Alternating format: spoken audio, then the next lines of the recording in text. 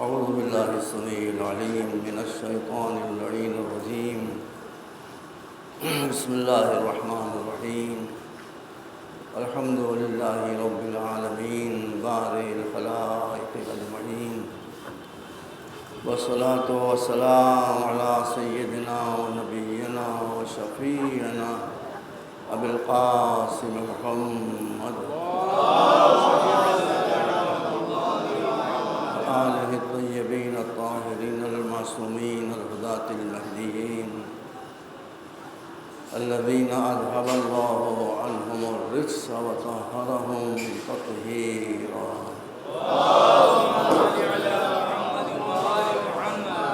أما بعد، فقد قال الله سبحانه تبارك وتعالى وهو أصدق الصادقين: لقد أرسلنا رسلنا بالبينات وأنزلنا معهم الكتاب والميزان ليقوم الناس بالقسط. صلوات محمد.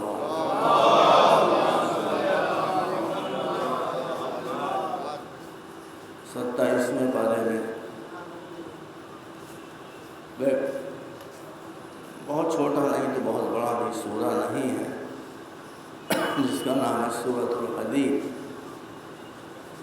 اس کی 25ویں آیت ہے، جس کا ایک ٹکڑا میں نے آپ کے سامنے پیش کیا ہے. یہ آیت بہت کروشل ہے، بہت اہم ہے. زمانے کی ہوا لگنے کے ساتھ ساتھ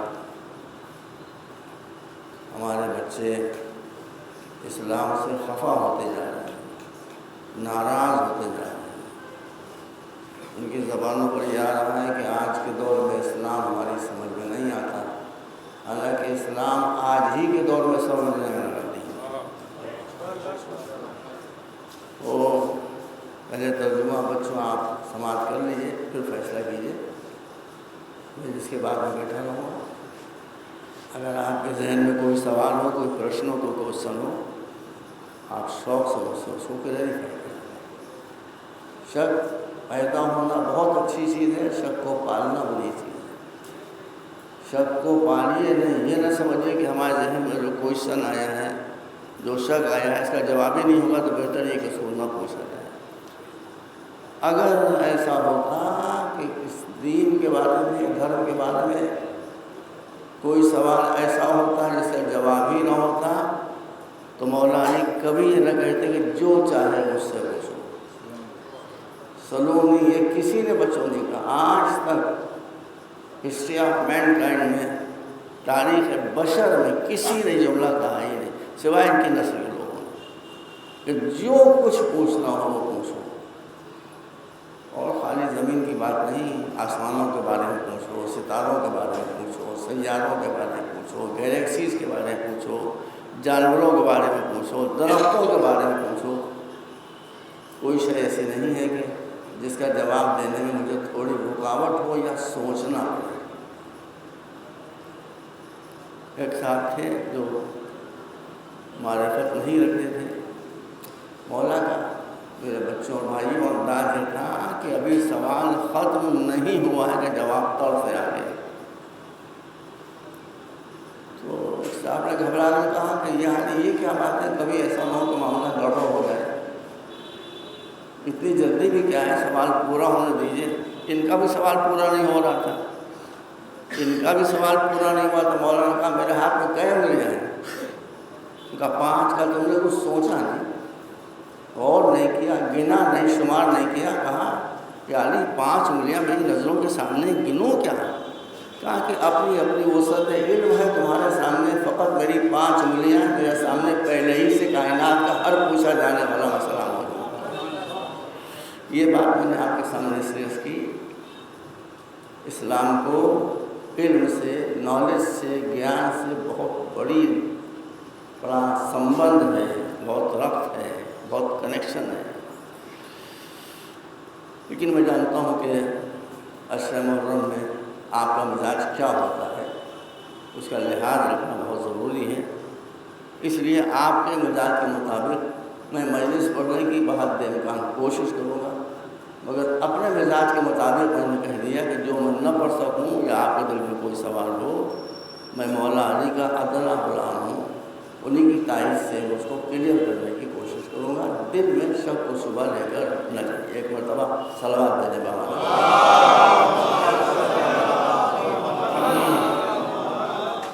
اب آج محرم کی پہلی تاریخ تھی، لکھنؤ میں گھر گھر میں مجلسیں ہو رہی ہیں، امام باڑے بارونق ہو گئے ہیں، روشنیاں ہو رہی ہیں، لوگ اپنے سارے کام چھوڑ کر مجلسوں میں آ رہے ہیں۔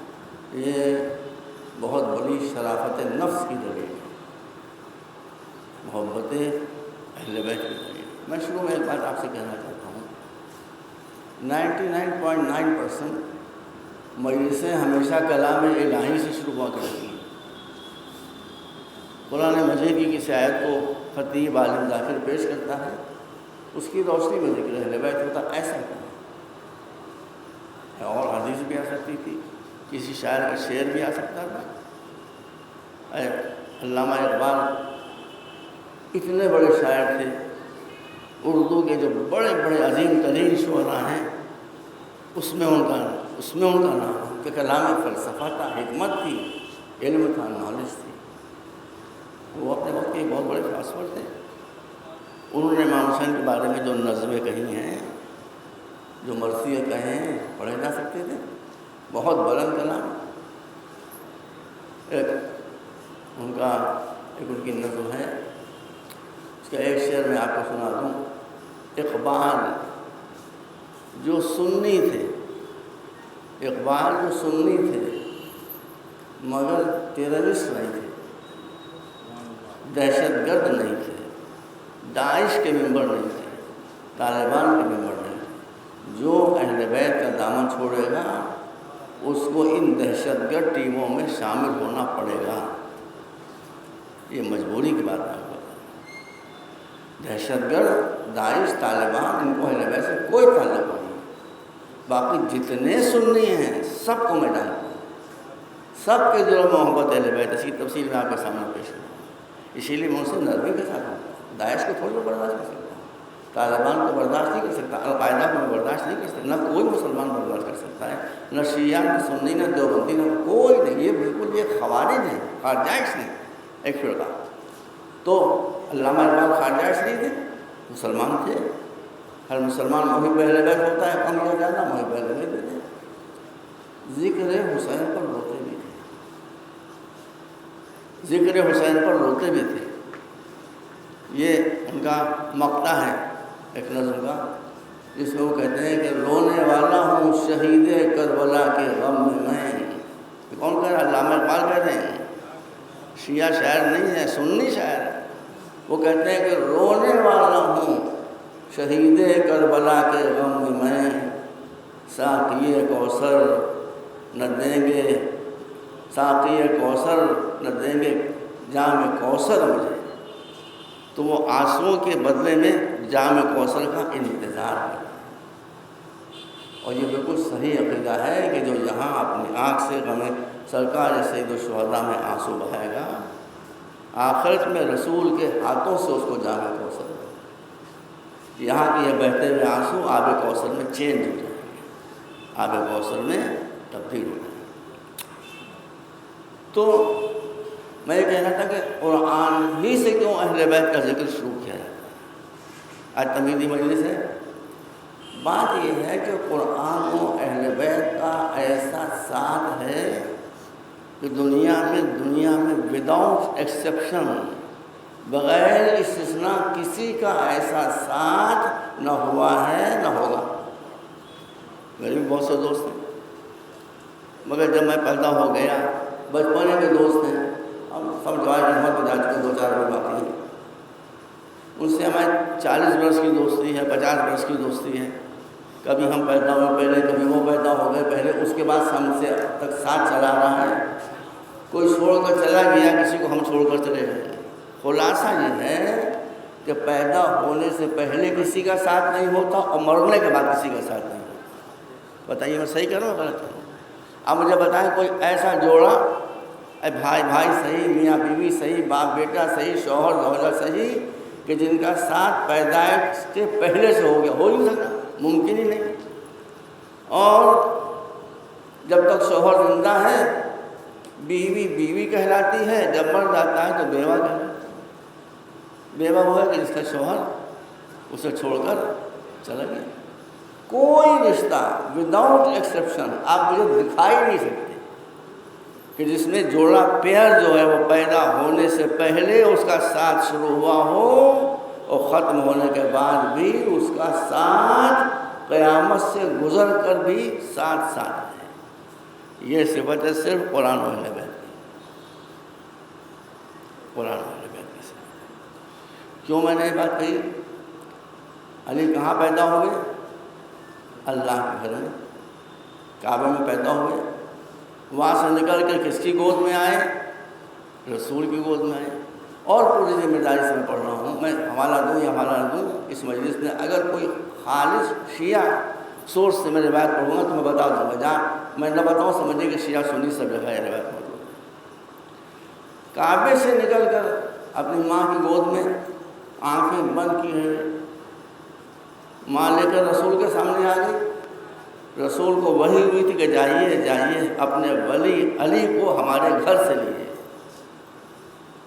حکم خدا پر رسول تشریف لائے، ماں لیے میں آئی، کہا بیٹا ارے ان کو بھی، رسول کو بھی انہیں علی کی ماں ہی نے پالا تھا، امی کہتے تھے ان کو۔ تو کہا کہ بیٹا دیکھو کتنا سندر بچہ ہے، کتنا پیارا بچہ ہے، کتنا خوبصورت بچہ ہے، مگر مجھے تو بڑی 3 دن کے بعد نکلی نا، کہا مجھے بڑی وحشت ہو رہی ہے کہ 3 دن ہو گئے اس نے آنکھ نہیں کھولی۔ رسول مسکرائے، جہاں علم نہیں ہوتا ہے وہاں گھبراہٹ ہوتی ہے، جہاں علم ہوتا ہے وہاں مسکراہٹ ہوتی ہے۔ ماں گھبرا رہی ہے، رسول نہیں گھبرا رہا ہے، رسول نو پڑا، کوئی سمسیا نہیں، کوئی مسئلہ نہیں۔ کہیے میرے گود میں میرے چھوٹے بھائی کو دے دیجیے۔ اچھا بھائی جب آنکھیں بند ہیں تو علی کو کیا خبر کسی گود میں لے؟ مجھے آپ آنکھیں بند کر دیجیے، یہاں سے میں اٹھوں، مجھے کوئی صاحب لٹانا ہے اپنی گود میں مسئلہ تو میں کیا کروں، کون مجھے لٹائے؟ مگر امامت کی شان یہ ہوتی ہے کہ آنکھیں بند ہوتی ہیں مگر نظریں کھلی رہتی ہیں۔ آنکھ نظر میں فرق ہے۔ رسول نے اپنی گود میں لیا، جیسے ہی رسول گود میں آئے ویسے ہی آنکھ کھولی۔ پہلا جملہ کیا آیا زبان میں، زبان پر؟ السلام علیکہ یا رسول اللہ۔ اس مطلب ہے کہ امامت کو رسالت کا سبق پڑھانے کے لیے کسی کی ضرورت نہیں ہوتی، اللہ کے یہاں سے پڑھایا وہ آیا کرتا ہے۔ السلام علیکہ یا رسول اللہ، اللہ کے رسول آپ پر سلام۔ اس کے بعد کیا کہا؟ یہ سنی کتاب ہوتی ہے اور شیعہ کتاب ہوتی ہے، تفصیل ہو اقرأ یا رسول اللہ، کیوں اللہ کے رسول کیا میں کچھ پڑھوں، کچھ پڑھوں؟ رسول نے کہا کیا پڑھنا چاہتے ہو؟ کہا کہیے تو تورات پڑھوں، کہیے انجیل پڑھوں، کہیے زبور پڑھوں۔ اچھا تو ان کا پڑھنا تو ممکن ہے، اس لیے کتابیں علی کی ولادت سے پہلے نازل ہو چکی تھیں۔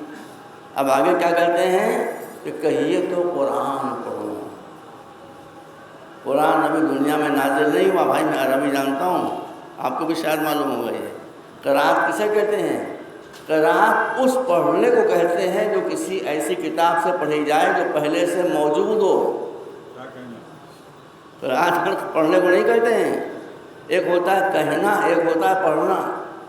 اب ہمارے یہاں مسئلہ یہ ہے کہ جو آدمی کسی چیز سے ریٹائر ہوتا ہے وہ شاعر بن جاتا ہے۔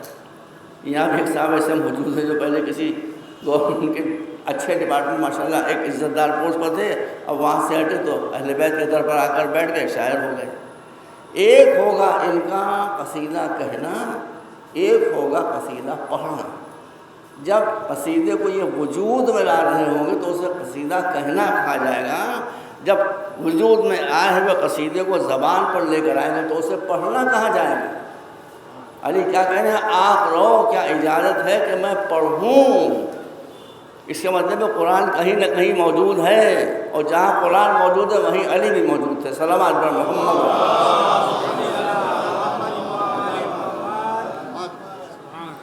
اب کیا پڑھو گے؟ توریت، زبور، انجیل، قرآن. رسول نے کہا پڑھو. تورات پڑھی، رسول نے فرمایا ویسے ہی یاد ہے جیسے مجھے یاد ہے. انجیل پڑھی، ویسے ہی یاد ہے جیسے مجھے یاد ہے. زبور پڑھی، جیسے مجھے یاد ہے ویسے ہی کلیم موت یاد ہے. اس کے بعد قرآن اور سورہ، چونکہ امیر المومنین تھے اس لیے سورہ مومنون کی تلاوت. ایک مرتبہ صلوات دینے آپ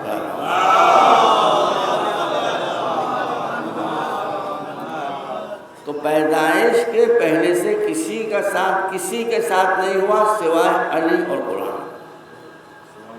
اور اب اس کے بعد جب رسول جا رہے ہیں دنیا سے تو کیا فرمایا؟ دیکھیے یہ حدیث معتبر ترین، بلکہ سیاستہ میں بھی تھوڑے الفاظ ہو جاتا ہے، مگر شیعہ مصادر کے ساتھ ساتھ سیاستہ میں بھی موجود ہے. میں پرسنلی اس کا رسپانسبل دکھا سکتا ہوں. رسول جب دنیا سے جا رہے ہیں تو کیا کہہ رہے ہیں؟ اب حدیث صاحب کو یاد ہے، میں ترجمہ پیش کر رہا ہوں کہ میں دنیا سے جا رہا ہوں 2 چیزیں چھوڑ کر. چیزیں نہیں کہا رسول، تو میں نے کہہ دیا. رسول نے کہا 2 بہت بھاری چیزیں چھوڑ کر، بہت وزنی. ایک قرآن، ایک میرے اہل بیت. قرآن کی کچھ الجھن ہو تو اہل بیت سے پوچھنا، اہل بیت کی کوئی بات سمجھ میں نہ آتی تو قرآن سے پوچھنا. یہ اس کی صفائی دے گا اور وہ اس کی صفائی دے گا. پھر کیا فرماتے ہیں؟ وَلَن يَفْتَرِقَا. اسی کو بتا رہا تھا میں آپ سے کہ قرآن اور اہل بیت میں جدائی نہیں ہوگی. کب تک نہیں ہوگی؟ آپ کو تو قرآن یاد ہے میرے خیال میں، نہیں یاد ہے؟ ہم کو یاد ہے تقریباً. قرآن نے کئی مرتبہ یہ بات کہی ہے الگ الگ پیرائے میں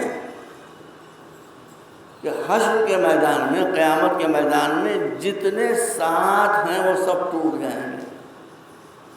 ماں بیٹے کو نہیں پہچانے گی، بیٹا ماں کو نہیں پہچانے گا، باپ بیٹی کو نہیں پہچانے گا، بیٹی باں کو نہیں پہچانے گی، دوست کو نہیں پہچانے گا. جی الحمدللہ میاں بیوی کو بھی نہیں پہچانا ہے. میاں اور بیوی میں جدائی ہو جائے گی، بھائی میں جدا ہو جائے گی، ماں پہ کوئی جوڑا برقرار نہیں ہوگا. سب جوڑے کرش ہو کر ایک انڈیویجول سے جائیں گے الا قرآن و اہل بیت. قرآن و اہل بیت کا ساتھ حشر میں بھی نہیں ٹوٹے گا، کیونکہ رسول فرماتے ہیں وَلَن يَفْتَرِقَا حَتَّىٰ يَرِدَا عَلَيَّ الْحَوْض. یہ دونوں میرے بعد ساتھ چلیں گے، قیامت سے گزرتے ہوئے، حشر سے گزرتے ہوئے، نشر سے گزرتے ہوئے، پل صراط سے گزرتے ہوئے. سب جوڑے ہر جگہ ٹوٹ کر برابر ہو جائیں گے، لیکن قرآن و اہل بیت کا جوڑا رسول نے، اللہ نے وہ بنایا ہے جو قیامت کے میدان سے بھی گزر کر حوض کوثر پر ساتھ ہی ساتھ پہنچے گے. تو یہ دونوں آپس میں جو ان کا ساتھ ہے وہ کبھی نہیں ٹوٹے گا. اسی لیے مولانا نے کہا ہے جو آپ حضرات کے عمل زندگی سے ذرا باہر ہو گیا ہے، میں کوئی اس سچے میں کوئی بات نہیں کروں. اس میں مولانا فرماتے ہیں اذا اشتبہت الامور فعلیکم بالقرآن. جب کسی مسئلے میں کنفیوژن ہو جائے ڈونٹ گو ادھر ادھر جانے کی ضرورت نہیں ہے، سیدھے قرآن کے پاس، اور جو قرآن کا فیصلہ ہو اس کے سامنے سر جائے. تو جب اہل بیت اور قرآن کا ساتھ کعبے سے شروع ہو کر حوض کوثر تک ساتھ رہتا ہے، تو مجلس میں بھی جب ذکر اہل بیت ہوتا ہے تو قرآن ہی سے ہوتا ہے. صلوات محمد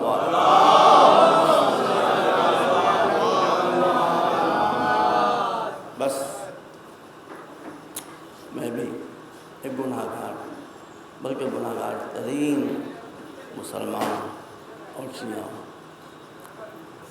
میں پکا شیعہ ہوں، کچا شیعہ نہیں ہوں، اس لیے کہ میں نے سمجھ کر اس مذہب و مسلک کو، اس دین کو اور مسلک کو اختیار کیا ہے. مجھے امید ہے میرے گناہ بہت ہیں، لیکن اللہ کی تائید رہی تو موت کی ہچکیوں ہوئی میرے انشاءاللہ میں ایمان میں کوئی تزلزل پیدا نہیں ہو. اب ایام محرم ہیں، میں آپ نے آپ کی کبھی خوشامد نہیں کی ہے، نہ کروں گا، مگر حق بات جو ہوگی وہ تو بیان کرنا ہی پڑے گی۔ وہ حق بات کیا ہے؟ محرم جب آتا ہے تو آپ سب کو بلا کر خالی مولا کے دربار جہاں جہاں سجے ہوئے ہیں وہاں آ کر بیٹھ جاتے ہیں۔ بھائی اتنی بڑی مغرب کرو، کتنی مجلسیں سنی ہیں آپ نے مگر دل نہیں بھرتا، کتنے مرثیے سنے ہیں مگر دل نہیں بھرتا، کتنا ماتم کیا ہے مگر دل نہیں بھرتا ہے نا، مگر تو نہیں بھرتا۔ آپ کو بتاؤں، مجلسوں کی بات تو الگ رہی، آج میں غور کر رہا تھا تو آج میں مجلس کے بارے میں نہیں بتاؤں گا آپ کو آپ کے بارے میں بتاؤں گا، عزاداروں کو عزاداروں کے بارے میں بتاؤں گا، مجلس سننے والوں کو بتاؤں گا کہ وہ کیا ہے، مجلس سننے والوں کو بتاؤں گا کہ مجلس سننے والے کیا ہیں۔ یہ روزہ ہے، بڑا مقبول روزہ ہے، غالباً یہ لکھنؤ کا پہلا امام ہے۔ خدا ان سب کو جزائے خیر دے جنہوں نے اس مقدس امام باڑے کے رینوویشن میں کسی نہ کسی طرح بھی تعاون کیا۔ اللہ ان سب کو جزائے خیر دے، ان کو شفاعت فاطمہ زہرا۔ کیا کسی شیعہ سے یہ پوچھنے کی ضرورت ہے کہ حضرت عباس کا مرتبہ بتاؤ؟ بات ہے یار، ہم بھی مولا کے شیعہ ہیں۔ کسی شیعہ سے یہ پوچھنے کی ضرورت ہے حضرت عباس کا مرتبہ بتاؤ؟ آپ دیکھیں ہم اس کا بڑھتا مرتبہ کیا بتائیں جو تمنا قلب علی تھا، جو علی کے دل کی تمنا تھی اس کا مرتبہ، بے شک آپ صحیح کہہ رہے ہیں، جو علی کے دل کی تمنا ہو اس کا مرتبہ کوئی نہیں بتا سکتا، مگر آپ یہ بھی تو دیکھیے کہ آپ کا مرتبہ کیا ہے۔ اگر خدا کی قسم میں صحیح کہہ رہا ہوں، اگر عباس ابن علی تمنا قلب علی ہیں تو یہ حسین کے غم میں رونے والے تمنا قلب فاطمہ ہیں۔ کیا میں غلط کہہ رہا ہوں؟ یہ تمنا قلب فاطمہ ہیں۔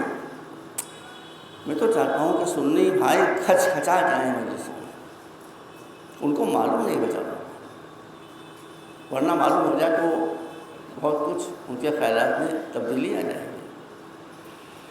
بہت بڑے بڑے اجلائے علماء اہل سنت لکھتے ہیں کہ جب سرکار سید الشہداء ماں کی گود میں مسکرا رہے تھے تو رسول نے اپنی گود میں لیے مسکرائے، چاند سا بچہ ہے، بڑا خوبصورت، بہت پیارا، کتنا پیارا بچہ ہے فاطمہ کو، مسکرا رہے تھے کہ رونا شروع کر دیا۔ ماں گھبرا گئی، بھائی ماں گھبرائے گی، ماں نے گھبرائے گی نہیں، وہ پہچانتی کہ رسول ہے، رونا کسی مسئلہ سے خارج ہو رہی ہے۔ خدا کے رسول بچے کو دیکھ کر ابھی آپ مسکرا رہے تھے اور 1 منٹ کے اندر اندر آپ رونے لگے۔ کہاں؟ ہاں میں پہچانتا ہوں کہ یہ بچہ کون ہے۔ کہا بتائیے کہ کیا سن پاؤں گی نہیں؟ میری بیٹی سن پائے گی؟ کہاں سنیں گے۔ کہا میں اس بچے کو مسکرا کر دیکھ رہا تھا کہ وہی کی باتیں مجھے یاد آ گئی، میرا یہی بچہ 3 دن کا بچہ پیاسا، زخموں سے چور کربلا کے میدان میں اس حالت میں شہید کیا جائے گا کہ جس عالم میں نہ اس سے پہلے کوئی شہید ہوا نہ اس کے بعد۔ یہ اللہ کی نماز میں سب کچھ بھولے ہوئے، اپنا سر سجدے میں رکھے ہوئے، اور پھر یہ سر اسی عالم سجدہ میں کٹ کر نو کے نیزہ پر کھڑا ہوا۔ آپ مجھے بتائیں، دنیا کا ہر نانا دادا بچے کی پیدائش سے خوش ہوتا ہے، مسلمان سنیں سنی سنیں، اب نہیں اب آپ کے نام دکھا لیں، رسول رو رہے ہیں، تو جب زندگی میں حسین کی رسول رو رہے ہیں تو شہادت کے بعد رونا بدعت کیسے ہو جائے گا؟ آپ حضرات بات کو سمجھیں۔ اب جب پوری بات آپ کو سنی ہوئی سنیے. تمنائے قلب فاطمہ، تمنائے قلب فاطمہ، تمنائے قلب فاطمہ ہے یہاں. اب پوری داستان سن چکے تو بیوی نے پوچھا بابا یہ سانحہ کب ہوگا؟ آپ کے سامنے ہوگا؟ کہا نہیں میں تو دنیا سے جا چکا ہوں. کہا میں تو ہوں گی؟ کہا نہیں تم بھی نہیں ہوگی. کہا ان کے باپ علی ہوں گے؟ کہا نہیں وہ بھی نہیں ہوں گے. کہا اس کا بڑا بھائی حسن پیدا وہ ہوگا؟ سب خالی ہو گیا، ہے ہی نہیں کوئی. رسول نہیں ہوں گے، علی نہیں ہوں گے، فاطمہ نہیں، حسن نہیں ہوں گے. ہاں بابا تو ایک بات بتائیے کہ جب کوئی نہیں ہوگا تو کیا میرے بچے پر کوئی رونے والا بھی نہیں ہوگا؟ یہ بیوی نے کہا کوئی میرے بچے پر رونے والا بھی نہیں ہوگا. تب اللہ کے رسول نے فرمایا بیٹی گھبرا نہیں، اللہ تیری تمنا کو پورا کرے گا. اور بھی پوری رعایت آپ نے لوگوں کے ساتھ ایک قوم کو پیدا کرے گا جو سب کچھ بھول کر تیرے بچے کا محبت کرے. میں نے غلط کہا کہ آپ تمنائے قلب فاطمہ ہے. اس لیے جب صبح کو اٹھیں تو نماز پڑھنے کے بعد ایک مرتبہ تصور ضرور کر لیں کہ ہم وہ ہیں جو بی بی فاطمہ کے قلب کی تمنا ہے. اس لیے اس کی اس تمنا کی ادائیگی میں کسی بھی طرح کی کوتاہی اور کمی نہیں ہونا چاہیے. یہ مجلسیں ایک بہت بڑا ادارہ ہے. ذرا سا ٹریک پر آ جائیں، ذرا سا کوئی ہٹے بھی نہیں آپ ٹریک سے، ذرا سا ڈی ٹریک ہو رہے ہیں. آپ دیکھیں کہ آخرت کے علاوہ آپ دنیا میں کہاں سے کہاں ہوتے. جو آیت میں نے آپ کے سامنے پڑھی ہے اس میں پورا اسلام آ گیا ہے. ایک لفظ میں آ گیا پورا اسلام. اسلام کی یہی خصوصیت ہے. بچوں کے بعد ارشاد دلائی ہے کہ لقد ارسلنا رسولنا، ہم نے رسول پرافٹس ڈرانے والے پڑھانے والے بھیجے اور بھیجتے رہے. ہر زمانے میں، ہر دور میں، ہر ایج میں، ہر سرزمین پر، ہر ملک میں ہم نے بھیجے. کوئی جگہ ایسی نہیں کہ جہاں کمیونٹی پائی جاتی ہو اور ہماری طرف سے رہبر نہ آیا، راہ دکھانے والا نہ آیا. اب اور کو پڑھوں آپ کے سامنے تو بات زیادہ واضح ہو جائے گی. اور مقامات پر ارشاد ہے کہ یہ رسول آئے تو کیا ایسا ہوا کہ عرب میں آج وہ انگلش بول رہے ہیں؟ وہ انگلش بول رہے تو ذرا سمجھتے ہیں کہ آدمی کو سمجھے انگریزی نہیں آتی وہ سوچا سمجھے. بدترین قوم ہے ورنہ بدترین قوم ہے. عرب قوم بدترین قوم ہے، سعودی قوم بدترین، کویتی بدترین، قطری کو میں نہیں کہتا، اس میں کچھ لوگ اچھے بھی ہیں، مگر جو مین سعودی جن کو اپنی عربیت پر ناز ہے، یہ اسلام کے دامن پر دھبا ہیں. جاہل کے لٹ، بد اخلاق، بدتمیز، لڑاکا، غرور میں ڈوبے ہوئے. جب جاہل کے پاس پیسہ آ جاتا ہے تو اس کے غرور کی انتہا نہیں ہے. وہ جاہل ہے، پیسہ آ گیا تو وہ اپنے قابو میں نہیں ہے. بھائی میں ایک سفر میں گیا تھا، ایک صاحب فوجی میرے ساتھ تھے. اب میں کیا ٹکٹ مجھے چینج کرانا تھا، میں ایجنسی کے پاس گیا. پہلے میں نے ان سے انگریزی میں بات کی، ان کو دھوس میں لانے کے لیے وہ چپ کے بیٹھے ہیں.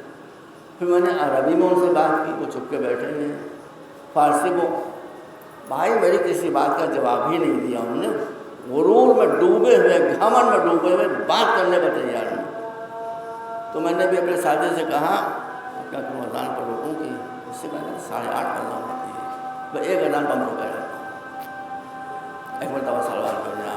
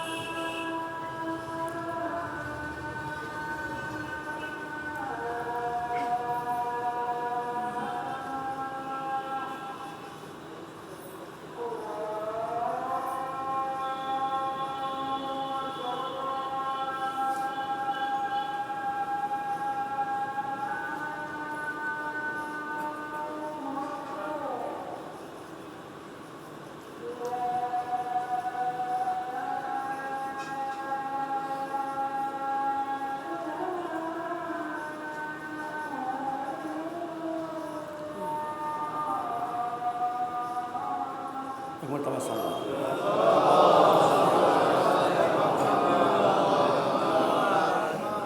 تو ارشاد ہے کہ ہم نے ہر دور میں ہر جگہ مسلسل اپنی طرف سے پیغمبروں کو، رسولوں کو، نبیوں کو بھیجا. سنیے، اب یہ نبی آئے تو کیسے آئے؟ خالی ہاتھ آئے یا کتابیں لیے ہوئے؟ میں اپنی طرف سے کہوں گا تو آپ کو شاید یقین ہو. اسی آیت میں ارشاد ہے کہ لقد ارسلنا رسلنا بالبینات. ہم رحمت ہیں، ہم رحیم ہیں، ہم رحمان ہیں. ہماری طرف سے جو پڑھانے والے آتے ہیں وہ چاقو لے کر نہیں آتے، خنجر لے کر نہیں آتے، تلوار لے کر نہیں آتے، نیزے لے کر نہیں آتے. بالبینات، وہ ایسی باتیں لے کر آتے ہیں کہ جس کو مائنڈ، عقل، ریزننگ قبول. اس میں کچھ کرا بیٹا، ہم کو اتنا ہے.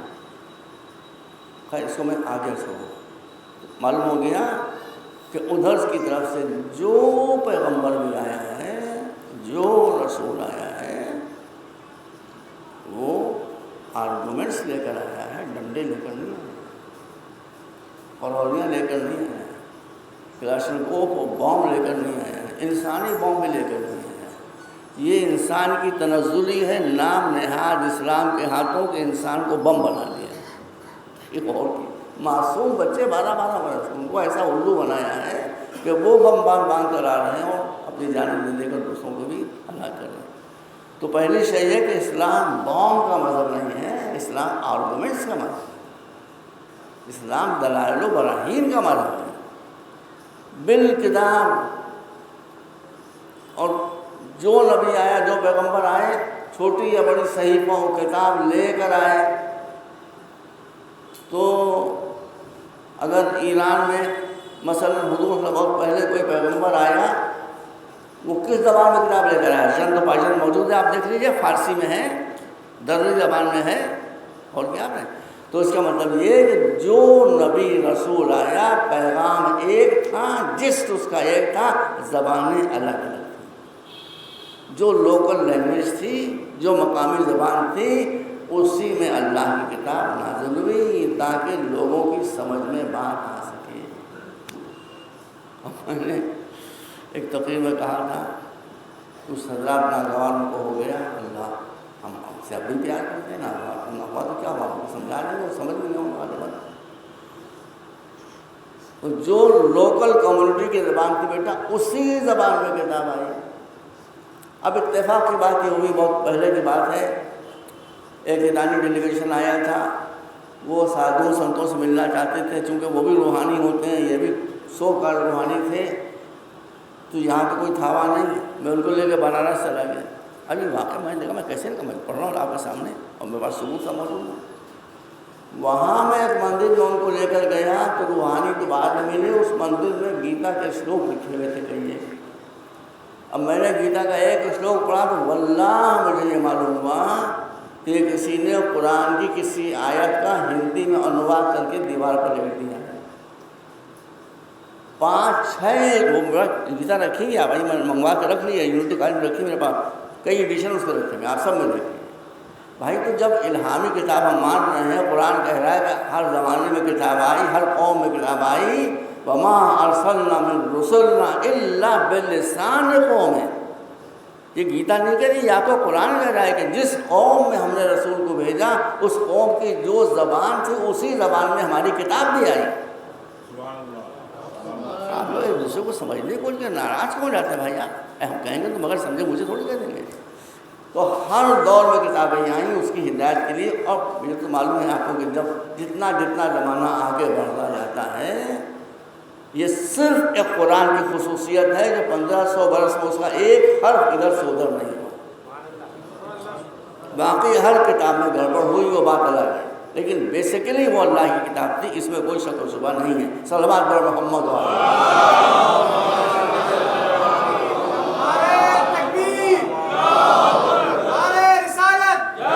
نعرہ حیدری، نعرہ صلوات. جتنے پیغمبر آئے، جتنے رسول آئے، لکل اجل کتاب یاد، مجھے تقریباً یاد ہے قرآن بھائی قاری صاحب، آپ قاری ہیں، میں قاری بھی ہوں، آدھا حافظ بھی ہوں۔ لکل اجل کتاب، کوئی دور ایسا نہیں گزرا ہے، کوئی پیریڈ، کوئی زمانہ ایسا نہیں گزرا ہے کہ ہماری کتاب موجود ہے۔ کتاب نہیں ہوگی، آپ کسی مدرسے میں جاؤ کتابیں تو آپ پڑھیں گے کیا؟ تو جیسے مدرسے اور کالج کے لیے کتاب ضروری ہے، ویسے دین کا پیغام لانے کے لیے بھی کتاب اور معلم دونوں ضروری ہیں۔ صلوات محمد۔ بس بقیہ باتیں انشاءاللہ کل میں عرض کروں گا۔ Islam is the simplest religion of the world. بیٹا میرے بیٹے، اسلام دنیا کا سب سے آسانی سے سمجھ میں آ جانے والا مذہب۔ آپ مجھ سے پوچھیں شریعت کیا ہے؟ کیا میں بتاؤں، یا ڈرتا ہوں۔ علماء کو ارے بھائی سنی علماء کو بھی نہیں معلوم ہے، اس سے بات کرا دیجیے کہ شریعت کسے کہتے ہیں۔ دیکھیے بڑی بات ہے نا، میں کروں بڑے بڑے علماء کو توجہ نہیں ہے، تو انہیں کسے معلوم نہیں کہ توجہ نہیں ہے شریعت کسے کہتے ہیں۔ ٹرپل ڈائیورس پر جتنی گفتگو ہو رہی ہے، اگر میں جا کے سپریم کورٹ میں بیان دے دوں، ایک پیشی میں سب ختم ہو جائے گا معاملہ، ایک پیشی میں 60 سو ہو جائے گا، مگر میں کروں مجھے سے مجھے غداری نہیں آتی، چپا بیٹھا ہوں۔ شریعت مداخلت کیسے ہوگی، شریعت مداخلت کیسے ہوگی، شریعت مداخلت کیسے ہوگی؟ اے بھائی آپ جانتے بھی ہیں واٹ شریعت از؟ شریعت ہے کہاں؟ طلاق کا مسئلے کا شریعت سے کوئی تعلق نہیں ہے بیٹا۔ طلاق ڈائیورس کا تعلق شریعت سے نہیں ہے، یہ فقہی مسئلہ ہے۔ اب آپ چکر میں پڑے، 3 چیزیں ہیں اسلام میں، 3 چیزیں بیٹا۔ پہلے ہے نمبر 1 دین۔ دین میں اقدار بیان ہوئے ہیں، دین میں ویلوز بیان ہوئے ہیں۔ سمجھو بیٹا، اب ہندی میں ویلو کیا کہتے ہیں، کیا مول کہتے ہیں، کیا کہتے ہیں؟ ویلوز اور اقدار دین میں بیان ہوئے ہیں، چونکہ اقدار میں تبدیلی نہیں ہو سکتی زمانے کے بدلنے کے ساتھ، اس لیے دین میں بھی تبدیلی نہیں ہو سکتی۔ جو دین ہے وہ اقدار ہیں، وہ ویلوز ہیں، جو ویلوز ہیں وہ اقدار ہیں۔ اب اس کو تو اللہ بھی نہیں بدلتا، نہیں بدلتا، آگے نہیں کہہ سکتا میں، مطلب یہ بدلیں گے نہیں، کسی اللہ بھی مداخلت نہیں کرے گا اس کو بدلنے کے لیے۔ دین وہ ہے کہ جس میں کوئی تبدیلی نہیں ہو سکتی، اللہ بھی نہیں کرے گا، کر سکتا نہیں کر سکتا میں، لیکن اسی دبا کر رہا ہوں، اللہ بھی دین میں کوئی تبدیلی قیامت تک کبھی نہیں کرے گا۔ نمبر 2 ہے شریعت۔ شریعت کا تعلق ہے ڈے ٹو ڈے پرابلم سے، اس میں بھی تبدیلی کرنے کا کسی انسان کو حق نہیں ہے، نہ قلب صادق کو حق ہے، نہ غفر ماہ کو حق تھا، نہ آیت اللہ سیستانی کو حق ہے، نہ آیت اللہ خامنئی کو حق ہے۔ یہ شریعت ہے، زمانے کے بدلنے کے ساتھ ساتھ اللہ انبیاء کے ذریعے سے جو تبدیلیاں کرے وہ شریعت میں کر سکتا ہے۔ شریعت میں فقط انبیاء کے ذریعے تبدیلی ہوتی ہے، وہ بھی ہم نہیں تبدیلی کر سکتے۔ آپ نے سنا ہوگا جو نبی شریعت میں تبدیلی کرے بحکم خدا اسے اولو العزم کہا جاتا ہے پیغمبر۔ حضرت آدم کا مرتبہ کم نہیں ہے، مگر ان کو اولو العزم ہم نہیں کہتے اس لیے کہ ان کے پہلے کوئی شریعت تھی نہیں، تبدیل کیا کرتے۔ حضرت نوح نے حضرت آدم کی لائی ہوئی شریعت کو بدلا، اس لیے وہ اولو العزم ہو گئے۔ حضرت ابراہیم نے اپنے نوح کی لائی ہوئی شریعت کو بدلا، اس لیے وہ اولو العزم ہو گئے حکم خدا سے۔ اب رسول ہیں، آخری رسول، ان کے بعد کوئی رسول آنے والا نہیں۔ کوئی رسول آنے والا ہوتا نہ قادیان سے، نہ عادیان سے، نہ پادیان سے، کہیں سے کوئی رسول آنے والا نہیں ہے۔ تو اب شریعت میں تبدیلی کا دروازہ بند ہو گیا۔ پھر کیا ہے؟ زمانہ بدلے گا بھائی، اسلام قیامت تک کے روز کے لیے آیا ہے نا، اس میں علماء و مجتہدین میں جو لوگ صلاحیت رکھتے ہیں کہ وہ مزاج اسلام سے آشنا ہوں، فقہ کو جانتے ہوں، اصول فقہ کو جانتے ہوں، ان اصولوں کی روشنی میں حالات کی تبدیلی کے ساتھ ساتھ وہ فقہی مسائل میں تبدیلیاں لا سکتے ہیں۔ تو نکاح و طلاق کا مسئلہ تعلق شریعت سے ہے ہی نہیں، یہ فقہی مسئلہ ہے۔ کہ آپ کیا کہہ رہے ہیں بھائی، ایک سیکنڈ میں کیسا آپ کا ہو جائے گا؟ آپ کا اس کا کیا ثبوت کیا فقہی مسئلہ ہے؟ ثبوت میں نے دے دیا، آپ بھی دیتے ہیں۔ دیکھیے فقہی مسئلے میں اجتہاد ہو سکتا ہے، شرعی مسئلے میں اجتہاد نہیں ہو سکتا، وہ ہے ہی نہیں، گنجائش ہی نہیں ہے، سوائے رسول بحکم خدا اس میں تبدیلی کرے، وہ خود میں تبدیلی نہیں کر سکتے۔ تو فقہ میں تبدیلی ہوتی ہے، بڑے بڑے علماء سے آپ پوچھ لیں، رسول کے زمانے تک اور خلیفہ اول کے دور حکومت تک بھی تین طلاقیں ایک طلاق مانی جاتی تھی، تین طلاقیں نہیں مانی جاتی تھیں۔ حضرت خلیفہ دوم نے اپنے اجتہاد سے کام لیتے ہوئے تین طلاقوں کو تین طلاق کر کے اس کو طلاق بائن کر کے قصہ ختم کر دیا۔ یہ کیا تھا؟ دیٹ پر اجتہاد۔ تو ان کا عمل خود بتا رہا ہے کہ یہ شریعت کا حکم نہیں ہے، یہ فقہی حکم ہے، اور فقہی حکم ہے تو روز تبدیلی کی جا سکتی ہے حالات کے بدلنے کے ساتھ۔ اب دوسرا مسئلہ آتا ہے، ذرا سی بات پر یہ تو بدعت ہے۔ بیٹا ایک لفظ میں سمجھا دوں گا تم کو، ایک لفظ میں، دو لفظ استعمال نہیں کروں گا۔ بدعت بہت آسان چیز ہے، بس سمجھ لیجیے۔ بدعت کیا ہے؟ ہر وہ نئی چیز کہ جو شریعت میں مصیبت پیدا کر دے وہ ہے بدعت، جو شریعت میں سہولت پیدا کر دے وہ ہے نعمت۔ آپ بدعتوں سے کیسے بچیں گے بھائی؟ آپ بدعتوں سے کیسے بچیں گا؟ ریل رسول اللہ کے زمانے میں تھی؟ نہیں تھی۔ ریل پر بیٹھنا بدعت، ہوائی جہاز تھا؟ نہیں تھا۔ ریل ہوائی جہاز پر بیٹھنا، ٹیلی فون تھا، موبائل سب۔ تو اس کا مطلب ہے کہ آپ ایک بدعت کے ذریعے دنیا کی ساری ترقیوں کا دروازہ بند کر دیں گے۔ اس لیے میں نے اصول بتا دیا کہ ہر وہ شے جس سے انسان کو سہولت ملے، وہ نئی ہو یا پرانی ہو، وہ سنت ہے۔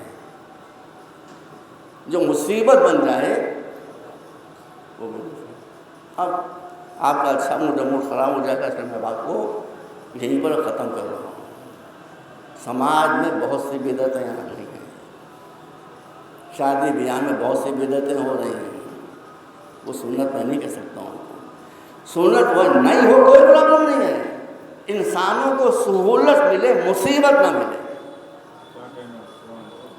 جہیز کیا ہے؟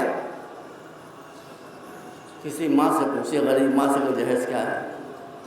مصیبت ہے کہ نہیں؟ بتائیے۔ مولا کے دربار میں بیٹھے ہیں آپ، بیٹا مولا کے دربار میں بیٹھے ہیں، جہیز مصیبت ہے، اس لیے بدعت ہے۔ نت جب تک نو نکاح نہیں ہو سکتا، مصیبت ہے، نعمت ہے، مصیبت ہے۔ چوتھی چالا ناٹ کیا جانے بری برات سانچک پانچک کیا بطخ بننے کو گزار رہا ہے، یہ سب ہے بدعت ہے جو حالات۔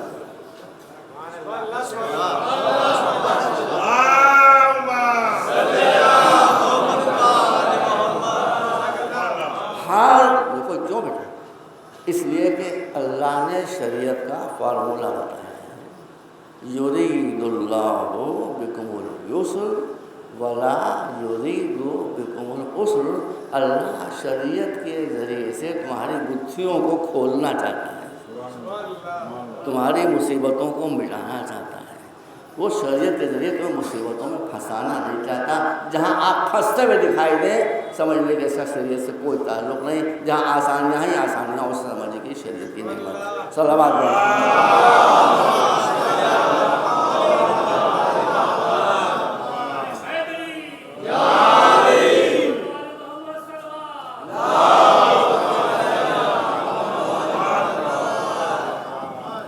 اس میں جانا ہے اللہ کا شکر۔ آپ یہ دیکھیے کہ بجلی نعمت ہے کہ نہیں؟ ایران کو برا بھلا نہ کہا کیجیے بھائی صاحب، میں آپ سے کوئی کہیں گے، میں کچھ نہیں کہوں گا آپ کو، لیکن برا ہے نہ کیجیے ایسا۔ ایک ملک ہے آپ کا ایران، میں یہ نہیں کہتا کہ وہاں سب معصوم ہے، لیکن دیکھیے ہمارا ملک، ہمارا دیش جس سے ہم کو پیار ہے، بھارت ہے، 70 برس ہو گئے آزاد ہوئے، بجلی کی جو پوزیشن ہے وہ آپ دیکھ رہے ہیں۔ ایک بجلی جو نعمت تھی اس کو آپ کی گورنمنٹ نے بدعت بنا دی، اس لیے کہ نعمت ہے، مصیبت بدعت۔ ایک مرتبہ صلی اللہ علیہ وسلم،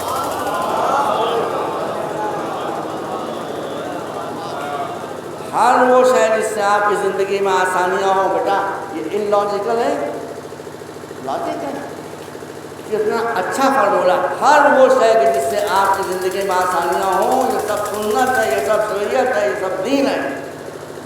ہر وہ شے جس سے آپ کی مصیبتوں میں اضافہ ہو، فارگیٹ اٹ، اس کا اسلام سے کوئی تعلق نہیں۔ اور وہ بجلی زندگی میں گھڑی کسے دیکھو، تو 11 منٹ ایک بات بتا دوں، آسان میں نے کہا تھا اسلام سے زیادہ کوئی مطلب آسان ہے۔ آپ ہی پوچھیں مجھ سے کہ اسلام ہماری سمجھ میں نہیں آتا، میں ایک جملے میں سمجھا دیتا ہوں، ایک جملے، in single sentence I explain this word. وہ کیا ہے؟ ہر وہ شے اکارڈنگ ٹو اسلام، ہر وہ شے جو آپ کو عزت دلائے، سمان دلائے، رسپیکٹ دلائے، وہ دین ہے۔ ہر وہ شے جو آپ کو ذلیل کرے وہ بے دینی۔ یہ ہے اسلام کا خلاصہ، ساری آیتیں آپ سامنے پڑھ سکتے ہیں۔ ہر وہ شے جو آپ کو عزت دلائے وہ دین ہے،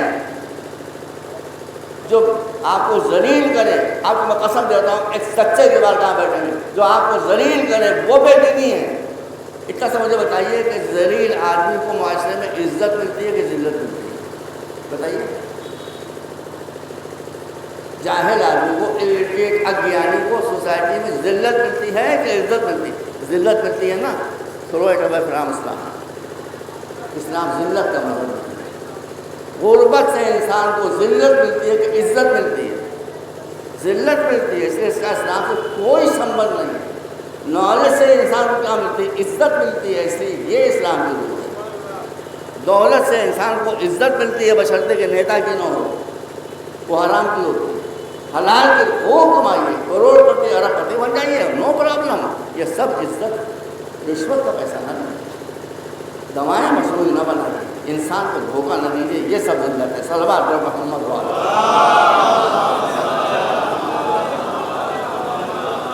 اگر آپ سمجھ میں بات نہیں آئی ہے میں اس کے بعد میں بیٹھا ہوں گا، آپ اس میں ڈسکس کر لیجیے، میں مزید آپ کو سمجھانے کی انشاءاللہ اور تصدق کا موقع آئے گا، آپ کو چھوڑوں گا۔ یہ جو آپ لوگ اسلام سے دور ہو رہے ہیں، اس میں دو چیزیں بڑی خطرناک ہیں۔ ایک بات تو یہ کہ آپ مسلمانوں کو دیکھ کر اسلام کو سمجھتے ہیں، یہ بہت بڑا بات ہے۔ بخدا مولا کے روضے کی طرف آتا ہے، اسلام میں کوئی شے ایسی ہے ہی نہیں کہ جو نعمت نہ ہو، آپ کی زندگی کے لیے، آپ کی آخرت کے لیے۔ اور مسلمانوں میں بفضل الہی کوئی بات ایسی ہے ہی نہیں کہ جو مصیبت ہو۔ تو آپ مسلمانوں کو دیکھ کر سمجھتے ہیں کہ یہ ہے اسلام، یہ ہے اسلام۔ داعش کو دیکھا یہ مسلمان، کیسے مسلمان؟ ارے بھلا آپ دیکھا ہوگا ان کی داڑھی یہاں تک پتہ نہیں کون سے اس پہ کھاد ڈالتے ہیں، اب یہاں تک داڑھی آ جاتی ہے۔ بھیانک صورتیں، میں نے کچھ دیکھا ہے، بھیانک صورتیں، ہر ایک کو قتل، ہر ایک کو جاننا، یہ اس کا اسلام سے کوئی تعلق نہیں ہے۔ یہ اسلام کے دشمن ہے، اسلام نعمت ہے، مصیبت نہیں ہے۔ صلوات محمد بس میں نے سوال بات ہو گیا۔ آج محرم پہلی تاریخ، آج کے دن عام طور پر جو مسائل پڑھے جاتے ہیں، دیکھیے مسائل حسینی کی خصوصیت یہ ہے کہ کسی ذاکر نے یا کسی مرثیہ گور نے پہلا لفظ کہا اور آپ آخر تک سمجھ کر کیا پڑھیں۔ اتنے سنے ہیں مسائل، آپ نے سب آپ کو زبانی یاد ہو۔ بعض روایت کے مطابق 28 رجب ہے، ایک انسان عربی مدینے میں داخل ہوا، دیکھا اس نے کہ محلے بنی ہاشم میں بہت یوں بہت پبلک موجود ہے، کیا بات نہیں ایسا مطلب نہیں، کہا بھائی تم تو باہر سے آ رہے ہو، تمہیں خبر نہیں ہے کہ تھوڑی دیر میں رسول کا روضہ ویران، چراغ قبر فاطمہ سے رخصت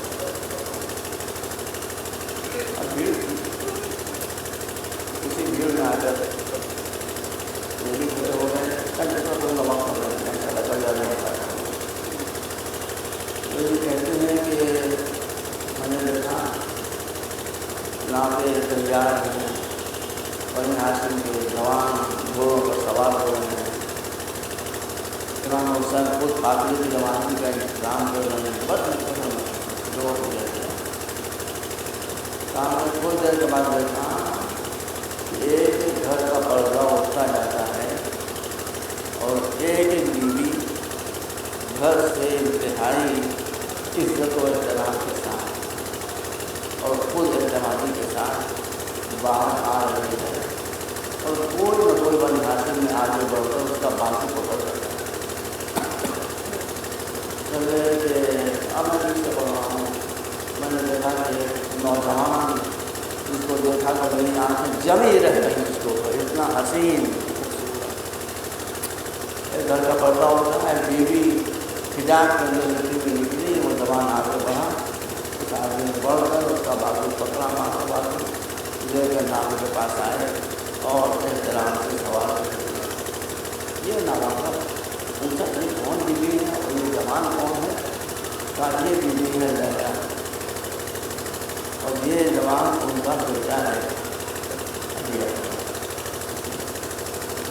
फिर घर घर पर्दा बंद हुआ और मैंने देखा बीवी और 12-13 बरस का बच्चा बड़ा प्यारा बहुत खूबसूरत, वो आगे बड़ा मंजूरी का हाथ काम कर देता है और किसी ने किसी का सहारा देकर नाकों पर सवाल कर दिया। मैंने पूछा ये कौन? कहा ये हसन की बेवा, इमाम हसन की बेवा उनका पड़वा, उनका दादा पैदा 14 वर्ष का काफी मुझे नहीं समझ। फिर मैंने देखा कि खातून बरामद हुई और अब एक 32 बरस का जवान, ये भी बहुत खूबसूरत, ये आगे बढ़ा, बालू थाम कर बात करना को सवाल में पूछा ये कौन था? ये अली का शेर अबू फजल अब्बास। अब आप सोच रहे हो कि यहाँ पर आगे होगा तो वो अपनी अहलिया को लिए, अपनी अहलिया और अपनी बहन उम्मे कुलसूम हाथ पकड़ लाए और नाकों पर सवाल कर दिया। फिर देखा मैंने घर का पर्दा उठा और अब जो बीवी निकलनी तो मालूम हर्ष ला गया। अली भी आगे दौड़े, अब्बास भी आगे दौड़े, कासिम भी आगे दौड़े, हुसैन भी आगे दौड़े। मैंने कहा ये कौन बीवी जिसके इस्तेमाल के लिए सब आगे बढ़कर आ गए? कहा ये बीवी है अली की बड़ी बेटी, ये इसकी शान है, ये इसका एहतराम है कि एक जवान को लेकर नहीं आ रहा है। सरदारान बनी हाशिम वाले गए आगे बढ़कर बीवी को लेकर आ रहे हैं, सब लेकर आ रहे हैं और बात कर रहे हैं। अल्लाह ताला बात से बात की याद ऐसे तो खत्म हो गया। आपने देखा ये रजब की सन 60 की 28 तारीख है जब ज़ैनब का एहतराम वो है तो किसी का नहीं। ज़ैनब को लेने के लिए हुसैन भी आगे बढ़े, अब्बास भी आगे बढ़े, अली भी आगे बढ़े, और भी औलाद भी आगे बढ़ी। वो सब ने झुरमुट बनाकर अली की बेटी को लाकर ऊँट पर सवार कर दिया। अब आप मुझे बताएं कि जब 11 नवंबर को करबला से काफिला कूफे के लिए रवाना हो रहा होगा, उस वक्त क्या ज़ैनब को ये 28 रजब का वाक़या याद ना? ये कूफा है कि जहाँ बनी हाशिम के जवान ज़ैनब को इज्जत और एहतराम के साथ लेकर आ रहे हैं और नाकों पर सवार कर रहे हैं, और वो करबला का मैदान है जहाँ बीवी हर तरफ फसला से हर बीवी को ज़ैनब ने सवार किया, हर बीवी को ज़ैनब ने सवार किया, लेकिन जब ज़ैनब की नौबत आई तो कोई सवार करने वाला नहीं। इमाम ज़ैनुलआबिदीन आगे बढ़े, अरे कैसे मैं बयान करूँ आपके सामने? कहा फूफी आइए मैं आपको सवाल कर दूँ। फूफी ने कहा बेटा तुम्हें बुखार है, तुम बहुत कमज़ोर हो गए हो, मुझे सवाल नहीं कर पाओगे। लेकिन इमाम ने इतना इसरार किया कि बीवी आगे बढ़ी और अभी भतीजे के जानू पर पाँव रखा ही था कि भतीजा को संभाल न सका और फूफी और भतीजे दोनों ज़मीन पर मुँह के बंद गए। बस किसी न किसी सूरत से शाहजादी नाके पर सवार हुई। अगर दोनों नबी कई मरतबा, मुझे याद नहीं कितनी मरतबा करबला में हुआ जा रहा हूँ, और अब तो सफ़र इतना आसान हो गया कि आपसे कोई हुसैन की वजह नहीं करने वाला। ऐसा ना हो करबला ना गया और नहीं गया चला जाए। آپ مجھے بتائیے میں غلط کر رہا ہوں صحیح کر رہا ہوں؟ جب بھی آپ رخصت آخر کے بعد کربلا سے روانہ ہوتے ہیں اور بس یا ٹیکسی پر سوار ہوتے ہیں تو جب تک حسین کا روضہ نظروں کے سامنے رہتا ہے آپ مڑ مڑ کر دیکھتے رہتے ہیں یا نہیں دیکھتے رہتے ہیں؟ بھلا میرے پاس جب تک نظروں کے سامنے 2 میل 3 میل 4 میل 10 میل دور تک دکھائی دیتا ہے، پلٹ پلٹ کر ہم روضے کو پلٹ پلٹ کر دیکھیں تو زینب سے کیا سبب ہوتی ہے؟ زینب کا ناکہ جب روانہ ہوا ہوگا تو میں تو یہ سوچا تھا کہ بیوی نے پلٹ کر اپنے بھائی کے لاش سے سر بریدہ کو دیکھا ہوگا، مگر جب تاریخ کو پڑھا تو معلوم ہوا کہ زینب بھائی کی لاش کو نہیں دیکھ رہی ہیں، بھتیجے کے چہرے کو دیکھ رہی ہیں۔ ایک مرتبہ دوڑتی ہوئی قریب آئی، کہا سید سجاد تمہارا کیا عالم ہے؟ میں دیکھتی ہوں تمہاری روح تمہارے جسم کو چھوڑنا چاہتی ہے۔ کہا پھر پھوپھی میرا عالم کیسے نہ ہو، اس لیے کہ دیکھیے ان ملائنہ نے اپنے کشتوں کو دفن کیا اور رسول کی پشت پر آنے والا، رسول کے کاندھے پر سوار ہونے والا، رسول کا لاڈلا، اس کی لاش بے غسل و کفن پڑی ہے اور کوئی دفن کرنے والا نہیں۔ وَسَيَعْلَمُ الَّذِينَ ظَلَمُوا أَيَّ مُنقَلَبٍ يَنقَلِبُونَ اللهم اغفر للمؤمنين والمؤمنات والمسلمين والمسلمات الأحياء منهم والأموات إنك تغفر الذنوب جميعا برحمتك يا أرحم الراحمين ربنا تقبل منا إنك أنت السميع العليم وتب علينا إنك أنت التواب الرحيم اللهم ارزقنا شفاعة نبيك بين بيت الطاهرين برحمتك يا أرحم